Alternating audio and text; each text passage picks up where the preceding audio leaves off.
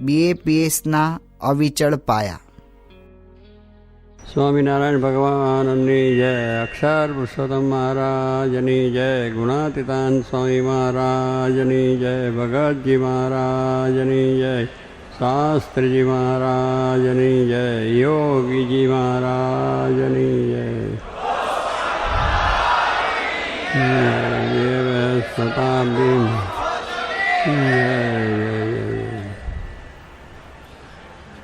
ભગવાન સ્વામિનારાયણનો પ્રતાપ કે આ પૃથ્વી પર આવ્યા, એમને આપણને એમનું આ જ્ઞાનને બધું આપ્યું છે ને એ પરંપરા શાસ્ત્રી મહારાજ, યોગીજી મહારાજે આપણને જે વાત દ્રઢતા બધી સમજાય છે, બ્રહ્મને પરબ્રહ્મ અક્ષર પુરુષોત્તમનું જ્ઞાન સાથે ધર્મ, જ્ઞાન, વૈરાગ, ભક્તિ, આપણા સ્વભાવ જાય, આપણા વ્યસનો જાય, આપણી કુટેવો જાય અને આપણામાં સારા સંસ્કાર રહે અને આપણે પણ એ માર્ગે ચાલીએ અને બીજાને ચલાવીએ, એવું જે એમને આપણને માર્ગદર્શન આપ્યું છે એ માર્ગદર્શન અત્યારે આપવા કરી રહ્યા છીએ કે જેથી કરીને એ પુરુષો પણ રાજી થશે, તમારો સંસાર પણ સુખમય થશે અને બીજા રીતે બાળકોને પણ સારા સંસ્કાર મળશે, તો એ પણ એક મોટો સેવા થાય. એટલે કોઈ પણ વસ્તુ છે કે માણસને હમણાં કહ્યું ને સ્વભાવ મૂકવા, દૂષણો મૂકવા, આ બધું તો બરાબર છે, પણ માણસને પોતાને દીકરા આપવા એ બહુ કઠિન છે.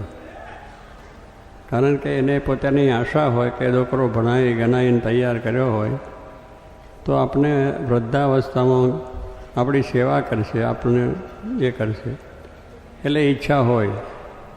એટલે સ્વાભાવિક રીતે દીકરાની વાત કરો નહીં કે કાં તો $1,00,000 આપી દઈએ પણ છોકરાને ના આપવાનું હોય. પણ જ્યારે જીવમાં આપણે બધાને સત્સંગ થયો છે, તમારે જ્યારે આ જ્ઞાન થયું છે અને એ પ્રમાણે જે વાત છે એના થકી તમને થયું કે આ બધું આપણું કશું જ છે નહીં, ભગવાનનું છે. આપણે બધી વસ્તુ છે પણ છતાં આપણી વસ્તુને જેટલું ભગવાનને અર્પણ કરીએ, જેટલું સમાજ સેવા ઉપયોગી માટે કરીએ, જેટલું આપણે ધર્મને માર્ગે સારી રીતે કાર્ય થાય, એ અગત્યની વસ્તુ છે. અને એ જીવમાં જ્યારે સમજાયું કે આ વસ્તુ સારી છે અને સારા માર્ગે જો જતા હોય દીકરા, કારણ કે આજે દીકરા આપણે સાચવવા બહુ કઠિન છે. જુવાન અવસ્થાવાળામાં છોકરા છોકરીઓ બેયની વાત કરીએ કે આજે પણ બહુ જ એક જાતનું દુઃખ થાય એવી વસ્તુ છે અને બધાને અનુભવ પણ છે કે એ માર્ગે ચડી જાય છે. તો એ માણસોની અંદર જે આ સંસ્કાર આવે એ છોકરા છોકરીઓ બધાની અંદર કે એ તમારાની અંદર જો એક જ્ઞાન થયું છે તો એને પણ પ્રેરણા મળે છે. અને એ પણ સાધુના સમાગમમાં આવવાથી આજે બાળકો આમાં વ્રત કરે છે, તપ કરે છે, માળા કરે છે, ઉપવાસ કરે છે. આ બહુ આપણને લાગે સામાન્ય, પણ બહુ અત્યારે અહીંયા આ દેશની અંદર એટલે બહુ જ રિદ્ધિ સિદ્ધિ છે. બધી રીતનું ફ્રી છે, જે ખાવું હોય ખાઓ, જે ફરવું હોય ફરો, ગમે ત્યાં જાઓ, કોઈ કોઈને રોકે એમ નથી. એવા સમયની અંદર પણ આ જે છોકરાઓ પોતે સાધુ થવા માટે આવે એ બહુ મોટી વાત છે. એના મા બાપ રાજી થઈને પાછા આપે છે કે એ બનું કહું પૈસા આપી દેવાને બીજું કંઈ આપીએ, પણ આ બહુ મોટી વાત છે. તો એનું કારણ શું છે કે આપણે આ જ્ઞાન સાચું છે, આપણે મળ્યા છે, જે શાસ્ત્રી મહારાજ, યોગીજી મહારાજ એ સાચા છે, ભગવાન સ્વામિનારાયણ સાચા છે, એમના જે આદેશો આપણને આપ્યા છે એ પણ આપણા માટે બહુ સારા છે. અને એ આદર્શો આપણા જીવનમાં ઉતરે તો આપણને શાંતિ થાય.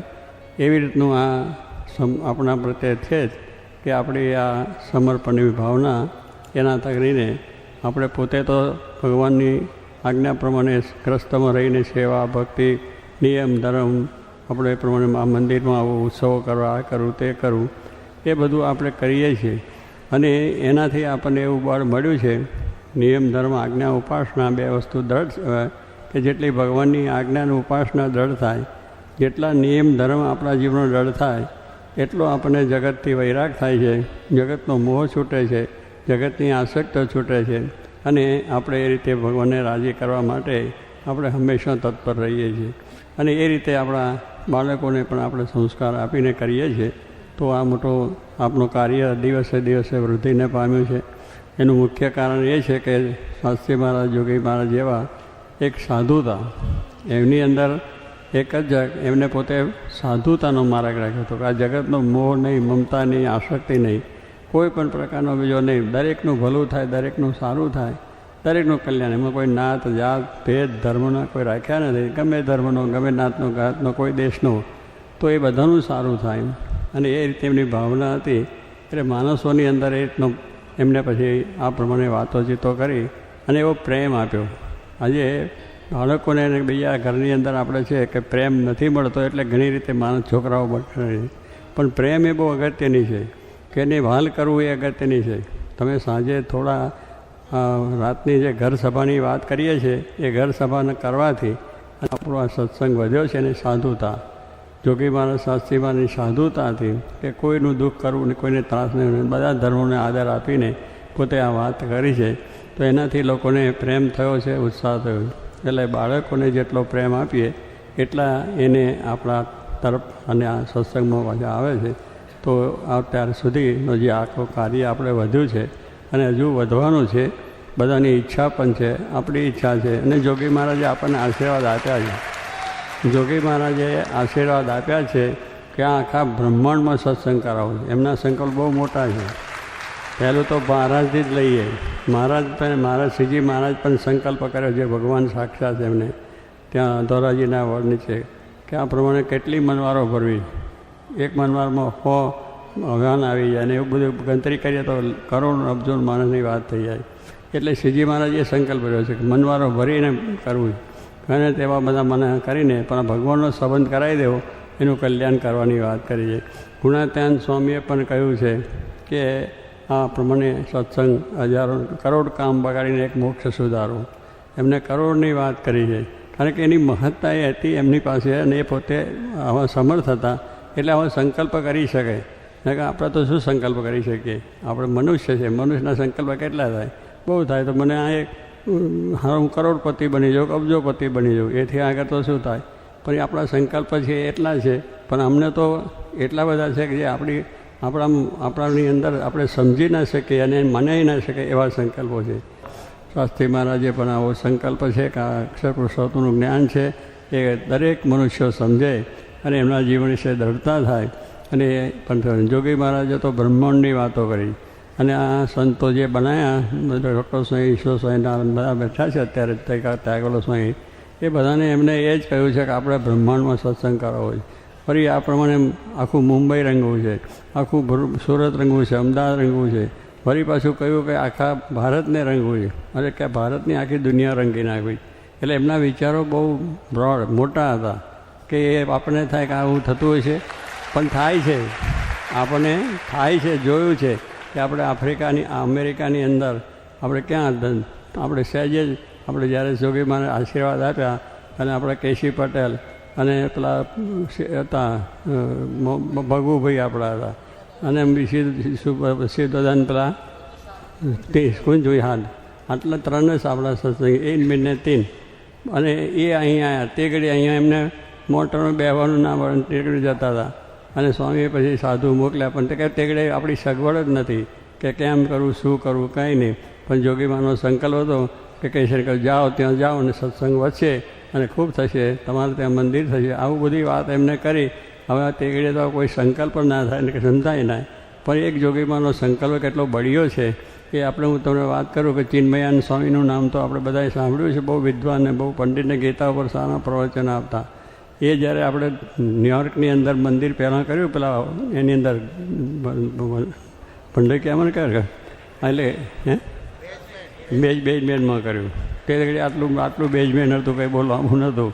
અને એમાં મૂર્તિઓ આપણે પધરાજ પ્રતિષ્ઠા કરી હતી. પણ સ્વામીએ કહીને કહ્યું તમારે ત્યાં મંદિર મળશે, ત્યાં જગ્યા મળશે, મંદિર થશે.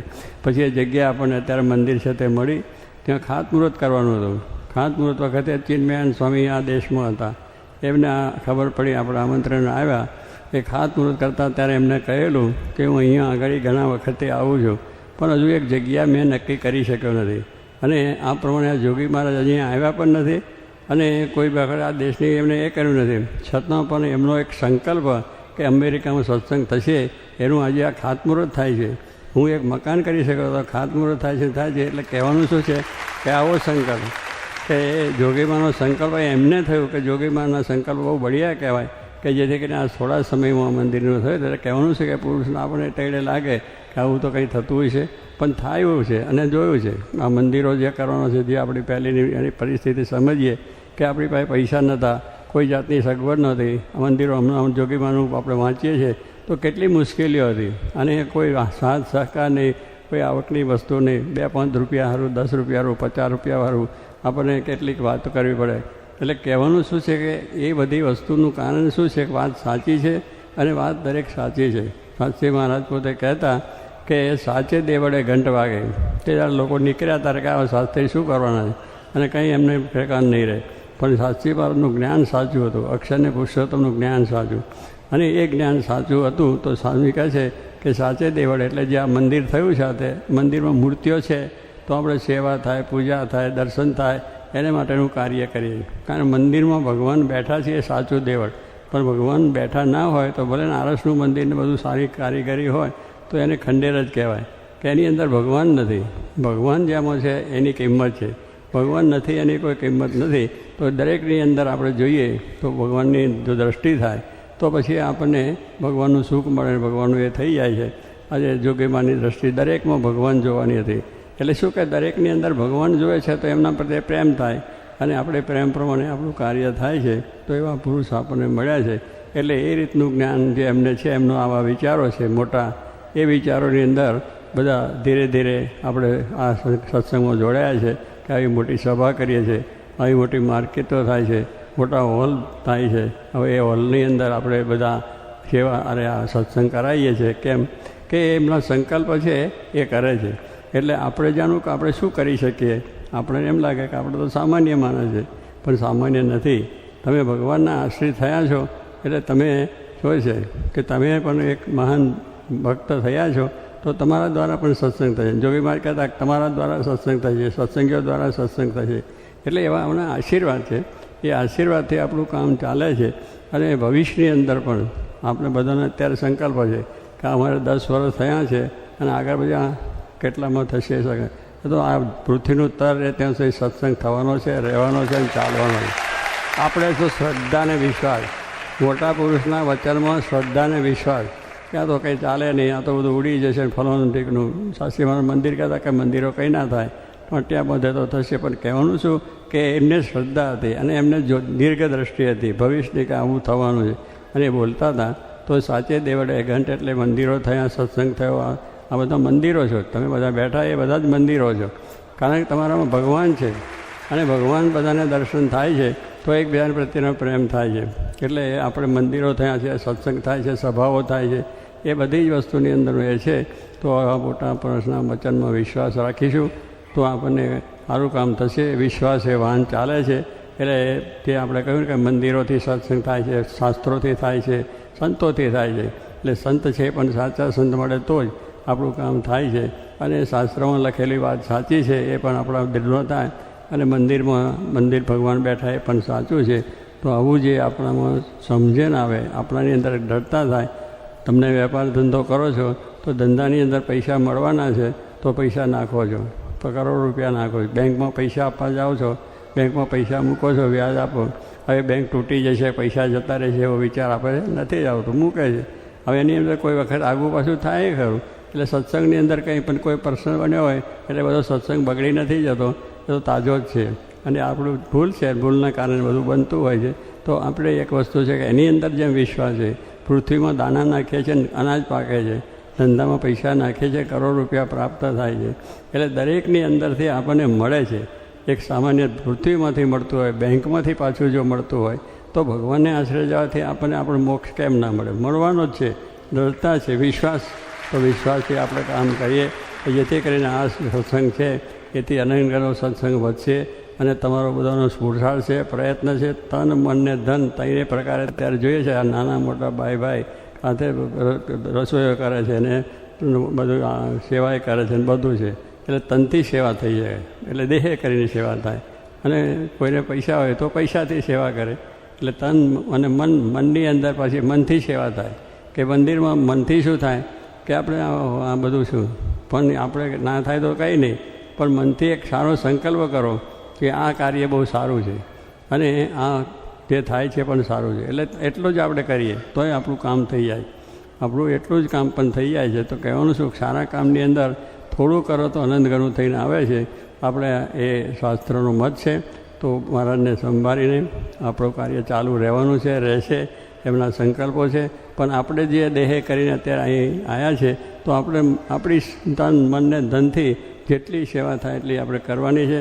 આપણા જીવનું સારું થાય, આપણા કુટુંબનું સારું થાય, આપણા સમાજનું સારું થાય, દરેક મનુષ્યને સારી આ વસ્તુની પ્રેરણા થાય, એ આપણી મોટી સેવા છે. તો એ સેવા આપણે કરી લેવાની છે. સમય આપણે કાઢવાનો છે. પૈસા માટે, વ્યવહાર માટે, સંસાર માટે સમય કાઢીએ છીએ, એમ સમય કે સવાર હાથ 1 કલાક, અડધો કલાક પણ જો ભગવાનને આપણે કંઈક એની પ્રાર્થના કરશું, એની પાસે બેસીશું, મંદિરમાં જઈશું, સત્સંગ કરશું, તેનું પણ મોટું ફળ મળશે. અંતરમાં શાંતિ રહેશે, કુટુંબ શાંતિ રહેશે. માટે મહારાજને આપણે આ પ્રાર્થના કરીએ કે આપણા વિચારો સારા છે, આવા વિચારો આવે છે પણ ભગવાનની કૃપાથી આવે છે. તો સત્સંગ આ છે અને એનાથી ઘણો સત્સંગ વધવાનો છે અને ચાલુ જ છે. એટલે આપણે પણ એમાંથી અત્યારે આપણાથી થાય એટલું કરી લેવાનું. પછી આપણું દેખીને બીજા પણ કરશે જ, એમને પ્રેરણા થશે ને ચાલશે. એટલે સારી વસ્તુ છે એ કાયમ રહે છે. ખરાબ વસ્તુ હોય તે બહુ લાંબુ ચાલે નહીં. પણ આ તો ભગવાનનું કાર્ય છે, મોટા પુરુષોનું કાર્ય છે અને આવું સત્સંગ મળ્યો છે. તો આપણે બધાને પણ એવું બળ આપે મહારાજ, અને પછી આગળ આપણું કાર્ય ચાલે છે, ચાલે અને સર્વનું ભગવાન કલ્યાણ કરે, સર્વને શાંતિ મળે, જગતમાં શાંતિ થાય, દુનિયાના માણસોની અંદર શાંતિ થાય અને આપણા સત્સંગમાં દરેક મનુષ્યો બધી રીતે તને મને ધને સુખી થાય અને સત્સંગનું કાર્ય કરવાનું બળ સર્વને ખૂબ મળે. એ માટે ભગવાનને પ્રાર્થના.